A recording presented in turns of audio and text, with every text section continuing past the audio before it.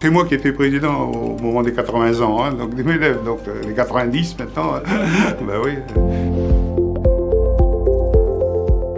J'ai représenté le MEDEF dans divers mandats, dans plusieurs mandats, dans divers secteurs pendant plus de 40 ans, comme vous le dites. J'ai été coprésident puis président pendant plus de 10 ans. Alors j'ai vécu énormément de choses, beaucoup d'événements, même des situations de crise, style Covid, et beaucoup de négociations. Alors s'il fallait que je retienne quelques événements, je parlerais peut-être de la réforme de la retraite que j'ai menée, qui a nécessité 45 réunions. Et on a fait preuve d'une intelligence collective avec les partenaires sociaux. Et on est arrivé à établir une réforme qu'on a présentée au gouvernement.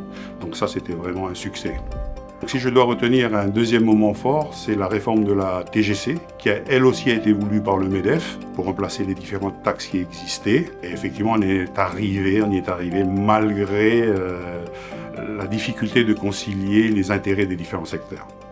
Donc le MEDEF, c'est un organisme transverse et le BTP y a sa place, effectivement. C'est un secteur important, c'est un secteur de production locale qui représente une part de PIB non négligeable. Et donc c'est un secteur important et c'est important qu'il soit au MEDEF. Le MEDEF a plutôt un rôle transversal et le MEDEF est là pour passer des messages que ce syndicat professionnel veut bien faire passer au travers du MEDEF, puisqu'il est affilié au MEDEF.